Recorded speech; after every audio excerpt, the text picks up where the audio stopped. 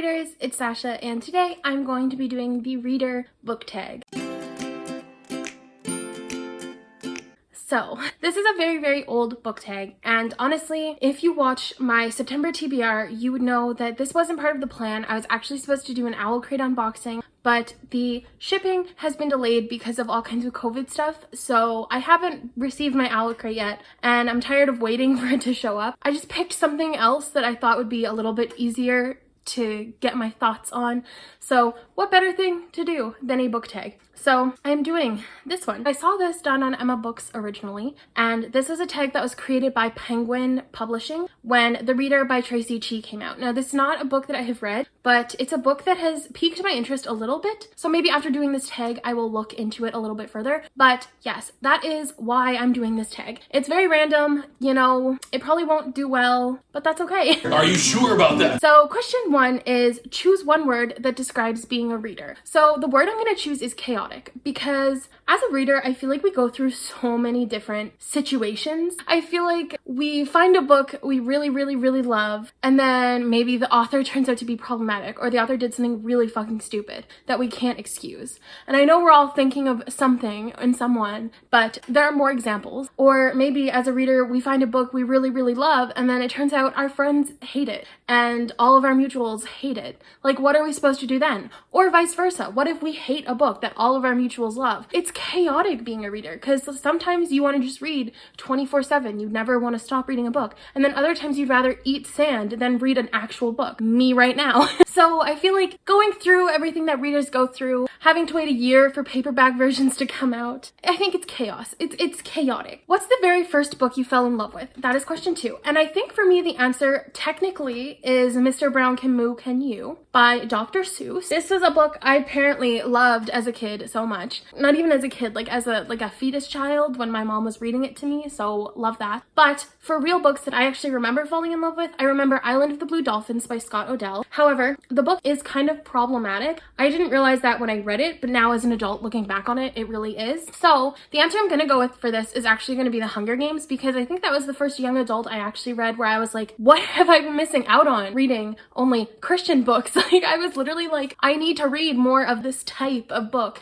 and I really loved it. So I think I'm gonna go with The Hunger Games for this one. Next is hardcover or paperback, and honestly, I personally love paperbacks more than hardcovers. First of all, they are cheaper, so my wallet loves them more than they love hardcovers, but they're also just easier to read, I find. However, I don't mind hardcover. Like, I've never minded hardcover. I like reading hardcover books. It makes me feel a certain level of bougie, but as a whole, I think I'd prefer paperback. Number four, how has reading shaped your identity? Well, I tend to take on the personality of different characters from books, so it depends what book I've read. But I think as a reader, I've grown a lot as a person. I feel like I've been able to branch into different places and learn a bunch of different things that I probably wouldn't have learned as quickly as I had from reading. And I think that's shaped a lot of who I am today, because I've formulated a lot of my opinions and my personal beliefs, not based on the books I've read, but with help from the books I've read. So I think it has shaped my identity like that. And everybody knows I read. Like, everywhere I go, everyone knows I read books. Like, everyone at my work knows I read books. My freaking family used to tag me in like book memes on Facebook when that was like cool to do. Like, everybody knows I read, and it's definitely like I've become the nerd of my family because I read books, and I'm okay with that. So I would say that's how it formed my identity. Question 5. What book do you read when you need to be comforted? So this is a great question, because I'm honestly in the mood for that right now. I'm trying to find a book that I can read that can kind of get me out of a reading slump. But when I need to be comforted, I tend to just not read. I don't know. I don't have like comfort books. I don't have books that I go back to whenever I'm feeling a certain type of anything. Maybe I will grow to have that, but I never really knew that that was a thing before joining the book community. And I don't know, I can understand where people would have comfort books, but I just don't think I do. Number 6, who taught you to be a reader? So I was literally read to while I was still in the womb. Like, my mom would read to me while I was still just vibing inside. And then when I got out, they started reading to me like right away. So it's been pretty much a part of my life since before the beginning, but my aunt is the one who taught me how to read, which is hilarious because she doesn't read anything, but she taught me how to read on her grade 1 and 2 books that she learned how to read on, but I was 2 when I was learning it. So I was a very advanced kid. I think I peaked when I was 10, if you're wondering what happened. So she taught me to read, and then I just kind of found a love of reading through my mom purchasing books for me and reading with her and making up my own stories. So yes, that is what happened, I think. I don't know, I just kind of got here.